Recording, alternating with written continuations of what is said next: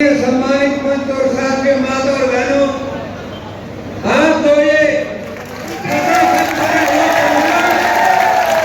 इस बात की गवाही दे रहा है कि हरियाणा प्रदेश में उचाना की सीट चौधरी वीरेंद्र सिंह गोगड़िया जीत चुके हैं।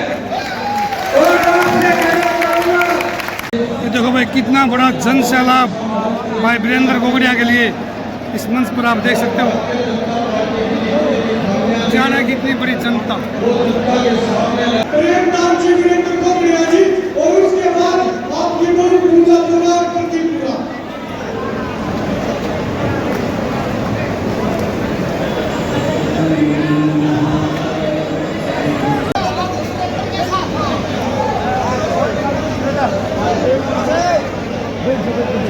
सबसे पहले तो मैं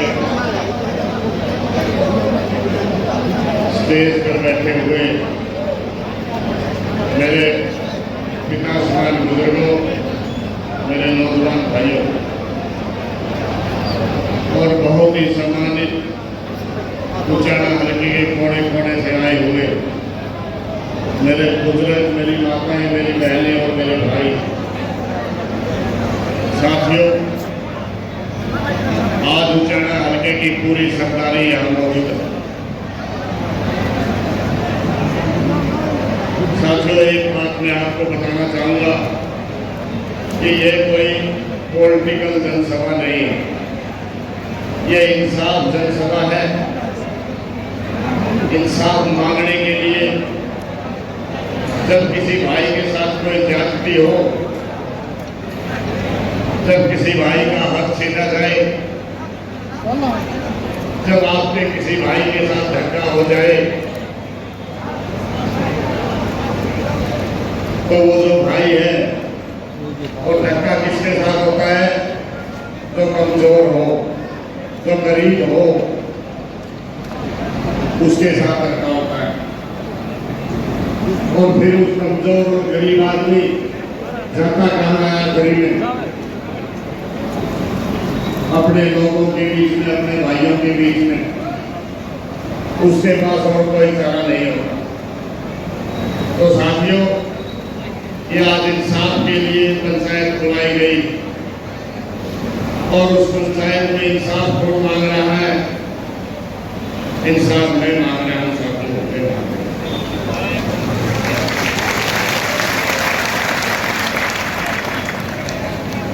साथियों,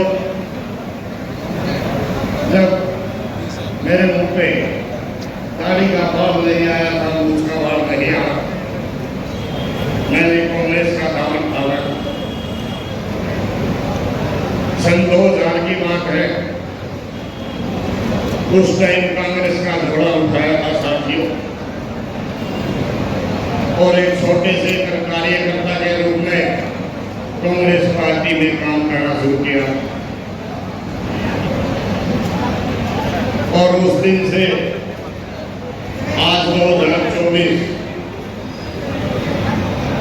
जब मेरी उम्र लगभग 22-23 साल की थी साथियों,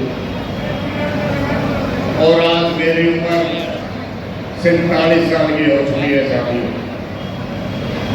उस दिन से और आज तक मैंने पीछे मुड़कर नहीं देखा। मैंने कांग्रेस के लिए और उन नेताओं के लिए जो उस समय कांग्रेस में थे, दिन रात मेहनत की, और मेहनत करते करते आज इस मुकाम पर पहुंचे साथी। लेकिन उस मेरी मेहनत में साथ किसका मिला? मेरा हौसला किसने बढ़ाया पिछले 22-23 साल? वो आप सब लोग हो साथियों।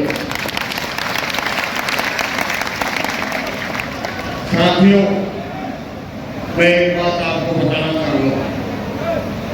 आज मैं जो कुछ हूं, मेरे गांव की बदौलत हूं, मेरे भाइयों की बदौलत हूं। उस दिन मेरे गांव ने मेरे सिर पर हाथ रखा था, और आज तक मेरे गांव का हाथ मेरे सिर के ऊपर।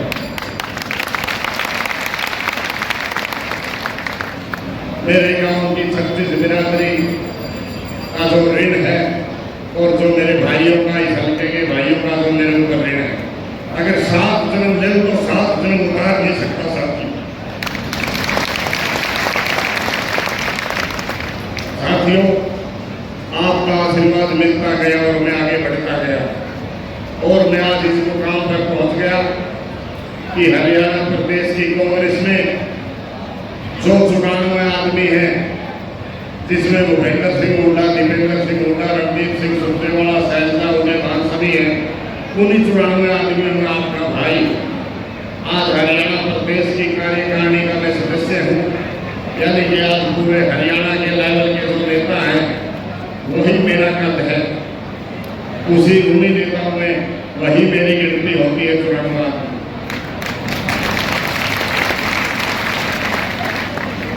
लेकिन इतना कुछ होते हुए भी मेरे साथ धोखा हुआ था। जब स्वर्गीय श्री भाग सिंह जी ने कांग्रेस पार्टी से चुनाव लड़ा था और उस टाइम कांग्रेस का पूरा समय था, साथियों वही आदमी जो आज कांग्रेस पार्टी के अंदर आकर के जो मेरा हक छीन करके ले गया है, वो उस पूरे समय में कांग्रेस को छोड़कर चला गया था साथियों। और उस दिन से मैंने एक कांग्रेस के जिम्मेवार आदमी के रूप में कांग्रेस का घोड़ा उठाया था साथियों। स्वर्गीय श्री भाग सिंह ठाकर जी के 1837 वोट आए थे साथियों, और उस दिन जब मैंने मेहनत करनी शुरू की 1837 वोटों से, आज आपके सामने पूरा हल्का गवा साथियों, आज कांग्रेस को मैंने 1 लाख वोटों पर जिताया। आज बच्चे बच्चे की जुबान पर एक बात थी, 65 के 65 गाँव में अगर कांग्रेस पार्टी वीरेंद्र घोगड़िया को टिकट देती है तो लगभग 60-70 हजार वोटों से वीरेंद्र घोगड़िया जीतेगा।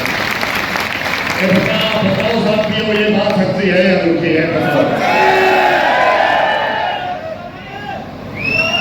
साथियों, मैंने कांग्रेस के ऊपर मैंने अपनी पूरी जवानी कांग्रेस के ऊपर निछावर कर दी साथियों। मैंने ये नहीं पता लगा कि कब मैं बच्चा था और आज कब मैं 50 की उम्र की तरफ चला गया साथियों। मैं कांग्रेस के काम में इतना लीन हो गया, मुझे ये नहीं पता लगा कि मेरा बेटा कौन सी क्लास में चढ़ा।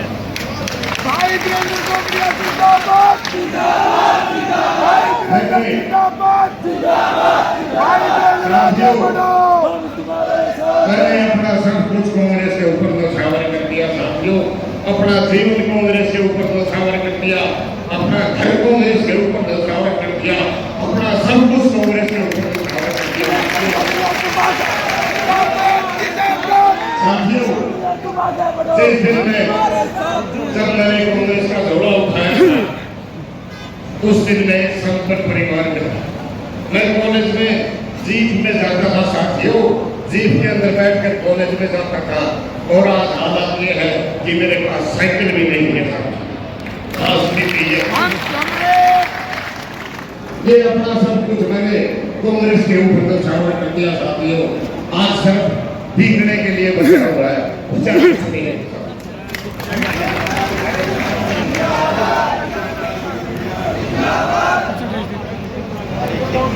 साथियों। बात टिकट की नहीं है। अगर बात सिर्फ टिकट की होती तो मैं चुप बैठ जाता साथियों, क्योंकि अगर मैं चुप हो जाता मुझे तो वो नेता जिनकी आंख में मैं आज रखता हूं सब कुछ देने के लिए तैयार। पार्टी भी अगर मैं चुप बैठ जाऊं तो मुझे बड़े बड़े ऑफर दे रही है और बड़े बड़े पद देने के लिए तैयार। लेकिन बात सिर्फ मेरे विधायक होने के लिए साथियों, किसान, मजदूर और गरीब के बच्चे का राजनीतिक वजूद बताने की बात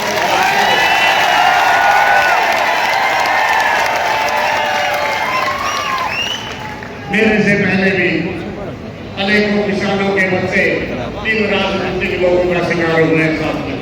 आप भी गवाह हो, मेरे से पहले इन राजनीतिक लोगों का शिकार हो, उनके भी घर बर्बाद हुए।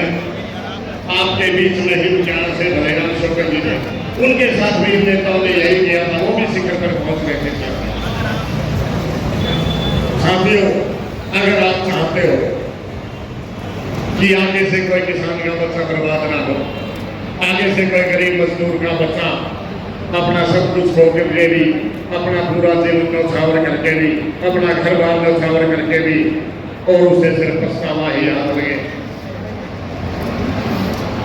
ये चाहते हो या फिर ये चाहते हो कि आज के बाद आगे एक रास्ता खुल जाए जो सिर्फ अगर विधानसभा में जाएंगे तो किसान मजदूर और गरीब के बच्चे ही जाएंगे। ये दोनों बातें हैं साथियों। आज एक समाज को प्रेरणा भी दे सकते हो, आज एक मैसेज देने का भी टाइम है साथियों। अगर मेरा आपका साथ मुझे नहीं मिला तो मैं तो बर्बाद होऊंगा साथियों। लेकिन आगे से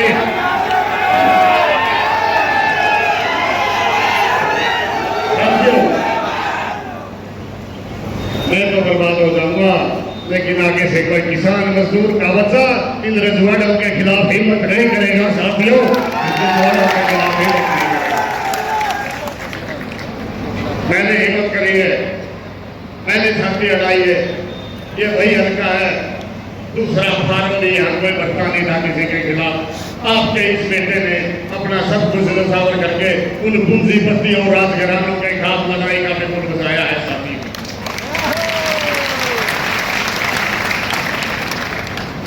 अगर आप चाहते हो कि किसान मजदूर और गरीब के बच्चे उनका राजनीतिक वजूद हो, उनकी भी राजनीति में हिस्सेदारी हो, तो आज आपको सोचना पड़ेगा साथी, सोचना पड़ेगा। एक बात मैं उनको बताना चाहता हूं, जो ये समझते थे कि इसकी टिकट कटवा लो घर बैठ जाएगा। साथियों, मेरी टिकट तो काट सकते हो, लेकिन इन लोगों की भावना को टिकट में कैद नहीं कर सकते आप।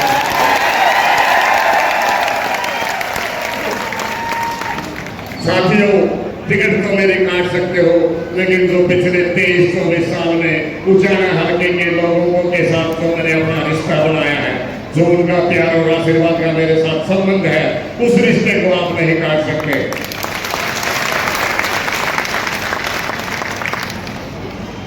साथियों, आपको सोचना पड़ेगा।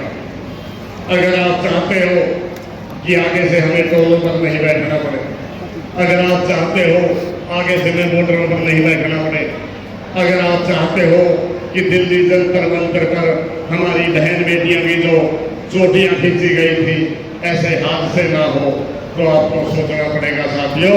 और आपको अपने बीच से अपने किसी बेटे को विधानसभा और लोकसभा में भेजना पड़ेगा साथियों। साथियों, मैं आपको बताना चाहता हूं, आज कांग्रेस पार्टी ने अपने एक सच्चे कार्यकर्ता का गला घोट करके एक ऐसे आदमी को टिकट दी है, जिस आदमी ने कांग्रेस के साथ भी गद्दारी कर रखी है। जब वो कांग्रेस का बुरा समय था तो कांग्रेस को छोड़ करके बीजेपी के अंदर लड़ाई चाटने के लिए चले गए थे साथियों। उस आदमी ने कांग्रेस के साथ भी गद्दारी कर रखी है, उस आदमी ने किसान के साथ भी गद्दारी कर रखी है, उस आदमी ने बेरोजगार के साथ भी गद्दारी कर रखी है साथियों। उस आदमी ने इस हल्के के प्यासे खेतों के साथ भी गद्दारी कर रखी है साथियों।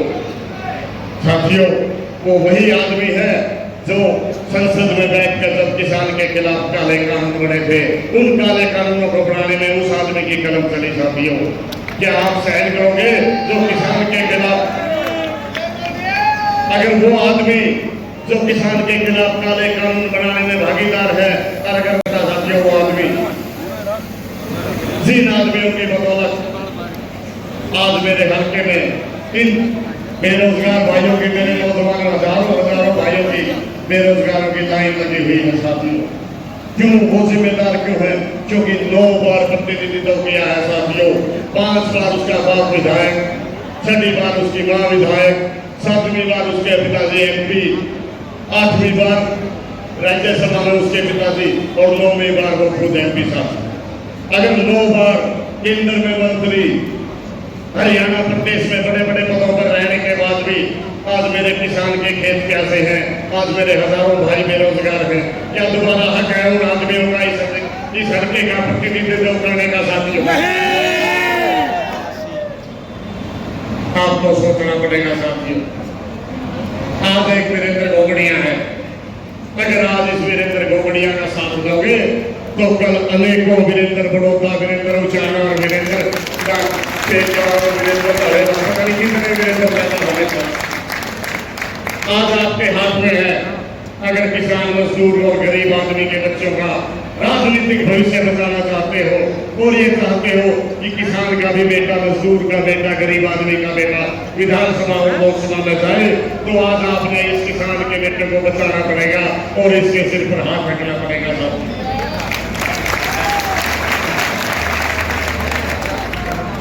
साथियों, मैं ज्यादा समय आपका नहीं लेता, मैं तो इतना ही कहूंगा कि मेरी ये लड़ाई साथियों सिर्फ विधायक बनने की लड़ाई नहीं। मेरे मन में एक तर्क है साथियों, अगर मैंने पैसे ही कमाने होते तो मैं यहाँ उचाना के अंदर आज सारे व्यापारी, सारे गवाह, मार्केट कमेटी का चेयरमैन बना था। और साथियों 4.5 महीने में आपके भाई ने उस चेयरमैन को ठोकर मार दी। साथियों,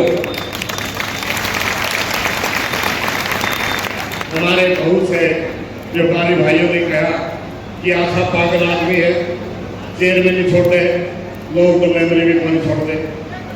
साथियों, मेरा जमीर ने नहीं माना, क्योंकि मैं जिस कुर्सी पर बैठा था मैं उस कुर्सी के अधिकारों का पालन नहीं कर सकता था, क्योंकि मेरे को मजबूर किया गया। मैं अगर किसी भाई का काम करना चाहूँ तो मेरा डंडा, अगर मैं जो मेरे कुर्सी के अधिकार थे उन पर चलना चाहूँ तो मेरा डंडा। तो साथियों, मैंने उस कुर्सी पर बैठकर जब ये चाहा कि जो भी मेरे दफ्तर में आए मैं उस भाई का मान सम्मान करूँ, तो उन लोगों को वो भी गवारा नहीं हो रहा था।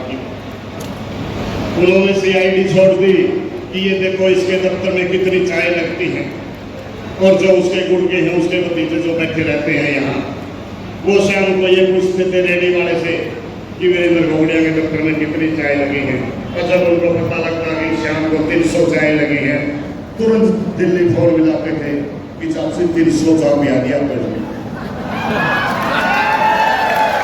साथियों, मैं कहना चाहता हूँ, क्या किसी बुजुर्ग का, किसी भाई का मान सम्मान करना भी गुनाह है क्या?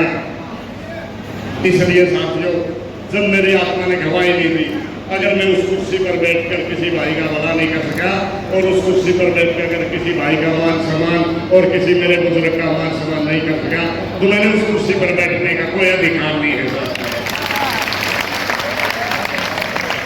4.5 महीने के अंतराल में ही मैंने उस कुर्सी को ठोकर मार दी साथियों, और कुर्सी को ठोकर मार के मैं अपने गांव के बीच में गया और मैंने अपनी पीड़ा मेरे गांव को बताई। उस दिन फिर मेरे गांव ने ये कहा साथियों, मैंने ये पूछा, अगर आप लोग चाहते हो कि वीरेंद्र गोगड़िया घर बैठ जाए तो वीरेंद्र गोगड़िया घर बैठने के लिए तैयार, और अगर आप चाहते हो कि वीरेंद्र गोगड़िया राजनीति में आगे बढ़े तो वो बताओ। लेकिन मेरे पूरे गांव का साथियों, मेरे पूरे गांव की 36 बिरादरी ने मेरे सिर पे हाथ रखा और कहा मुझे घबराने की जरूरत नहीं है, अपने आप को अकेला मत समझ, पूरा गोगड़िया गांव की 36 बिरादरी का बच्चा बच्चा तेरे साथ खड़ा है। और उस दिन से फिर मेरे भाइयों ने मुझे हौसला दिया, फिर मैंने आगे बढ़ा और साथियों आगे बढ़ता गया और काठ की तलवार के साथ लड़ाई लड़ी आपके इस बेटे ने, और वो लड़ाई लड़ता लड़ता यहाँ पहुंच गया था। साथियों, मैं मेरे गांव के साथ साथ पूरे इस हल्के के उन साथियों का ऋणी हूँ जो आज मुझे आशीर्वाद देने आए हैं। मैं आपके इस एहसान को मैं साथ धर्मी साथियों उतार नहीं सकता था। साथियों, अगर आप चाहते हो कि इस हल्के के प्यासे खेतों को पानी मिले, साथियों अगर आप चाहते हो कि मेरे इस उचाना में भी पढ़ाई के लिए अच्छे संसाधन और सरकारी कॉलेज हो, यहाँ तो नेताओं ने अपने प्राइवेट कॉलेज खोल रखे हैं, अपनी संपत्ति बना रखी है, और उन प्राइवेट कॉलेजों में अपनी मीटिंग करते हैं, अपने सेमिनार करते हैं, जनता के पैसे से बने हुए कॉलेज का राजनीति कैसे करना, और जनता के पैसे का दुरुपयोग करते हैं साथियों। अगर आप चाहते हो कि मेरे हजारों हजार बच्चे,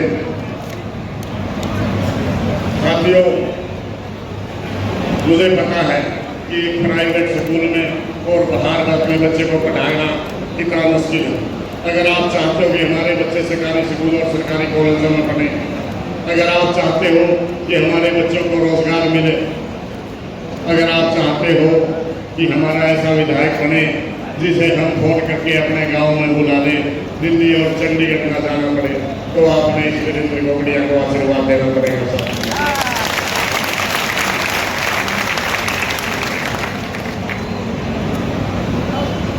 साथियों,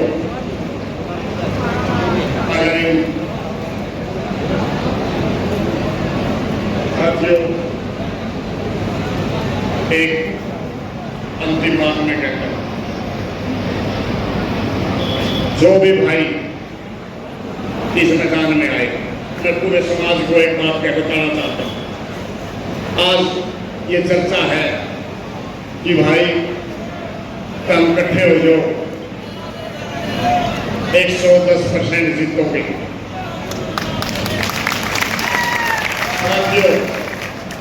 साथियों मैं एक बात बताना चाहता हूं इस समाज को। साथियों मैंने तो इस समाज के ऊपर और इस कांग्रेस के ऊपर अपना जीवन न्यौछावर कर दिया था।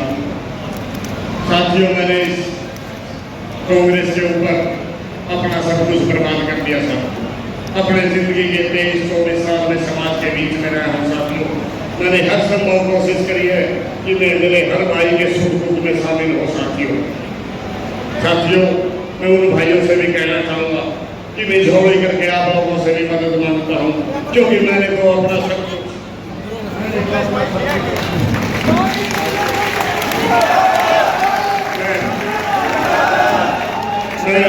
मैं उन भाइयों से भी झोली मांग कर कहता हूं कि मैंने तो अपना सब कुछ राजनीति में बर्बाद कर दिया। साथियों राजनीति के ऊपर न्यौछावर कर दिया।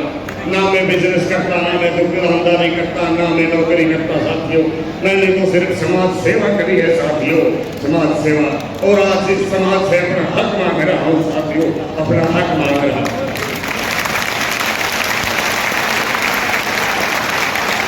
साथियों अब बात आपके हाथ में। अगर आप चाहते हो कि मेरा जीवन बचे, अगर आप चाहते हो, अगर आपका आशीर्वाद नहीं मिला, अगर आपका आशीर्वाद नहीं मिला साथियों अगर आपका आशीर्वाद नहीं मिला तो मेरा तो पता नहीं क्या होगा। जरूर रहा है नहीं साथियों, लेकिन मैं ये कहता हूँ कि तुम मान लेना इतना घरानों पे मत मरवाना। साथियों इतना घरानों पे मत मरवाना।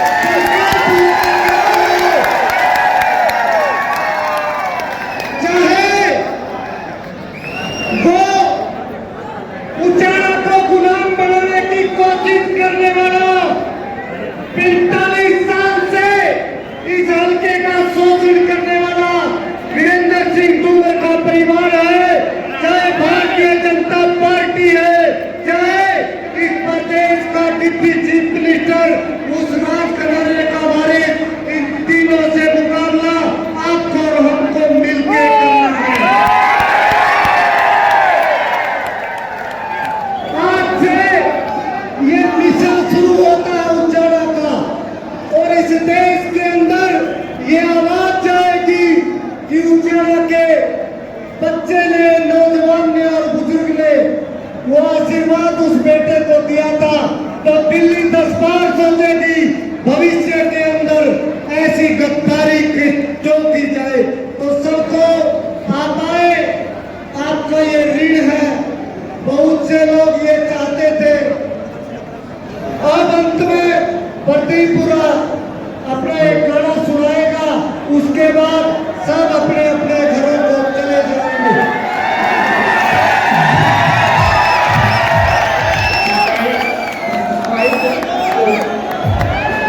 हेलो,